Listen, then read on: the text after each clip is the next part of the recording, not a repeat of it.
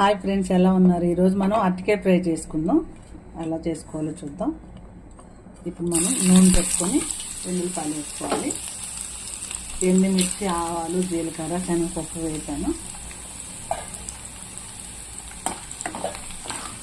ఇది కొంచెం బాగా కాలిన తర్వాత మంచి ఫ్లేవర్ వస్తుంది. అప్పుడు మనం కరివేపాకు వేసుకుందాం.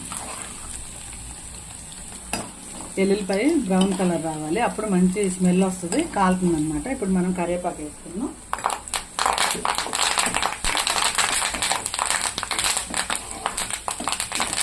కాలింపు మంచి స్మెల్ వచ్చిన తర్వాత మనం ఇప్పుడు ఆనియన్, పచ్చిమిర్చి వేసుకుందాం.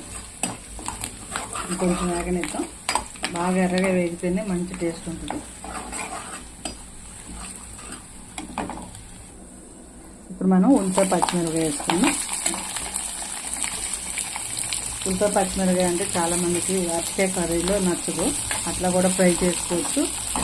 ఉల్లిపాయ, పచ్చిమిరపకాయ వేసుకుంటే డిఫరెంట్ టేస్ట్ వస్తుంది. ఒకసారి అలా ఒకసారి ఇలా ట్రై చేయండి.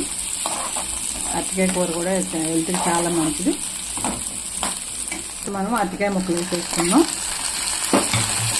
మనం దీంట్లో కనుక రసం పెట్టుకుంటే చాలా బాగుంటుంది. మనం ప్రస్తుతానికి అయితే పసుపు వేసుకున్నాం.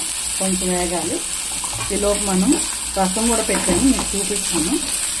ఇదిగోండి రసం అండి. టమాటాలు ఆల్రెడీ బాయిల్ చేసుకుని పక్కన పెట్టుకొని అది ఇప్పుడు రసం తయారు చేశాను. ఇప్పుడు వచ్చేసి ఈ కర్రీలోకి రసం కాంబినేషన్ అయితే చాలా టేస్టీగా ఉంటుంది.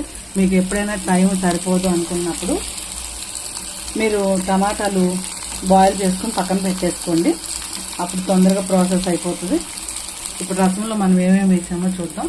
ఇప్పుడు దీంట్లో కొంచెం చింతపండు, టమాటా ప్యూరీ, టమాటా రసం అన్నమాట ఉడకబెట్టింది. ఇంకోటి పసుపు, ఉప్పు, కారం, ఇంకా కరివేపాకు, రసం పౌడరు, మిరియాల పౌడరు, తగినంత ఉప్పు, కొంచెం బెల్లం ముక్క, ఇంతవరకు వేసాను. అల్లం వెల్లుల్లిపాయ పేస్ట్. ఇప్పుడు ఈ రసం గుమగుమలాడితే మంచి ఫ్లేవర్ తోటి అరోమా వస్తుంది. మీరు కూడా తప్పకుండా ట్రై చేయండి.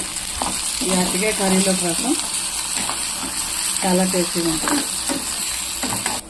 ఇప్పుడు మనం ఉప్పు, కారం వేసుకున్నాం.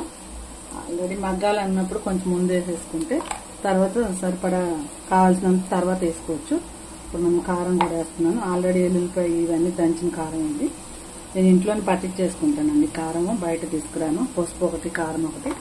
సాల్ట్ కూడా మనం ప్యాకెట్ తేగానే కొంచెం వేడి చేసుకుని చల్లారిన తర్వాత బాటిల్లో పోసుకోండి. ఎప్పుడు పొడి పొడిలాడుతూ ఉంటుంది అన్నమాట. ఇది ఒక చిట్కా అన్నమాట.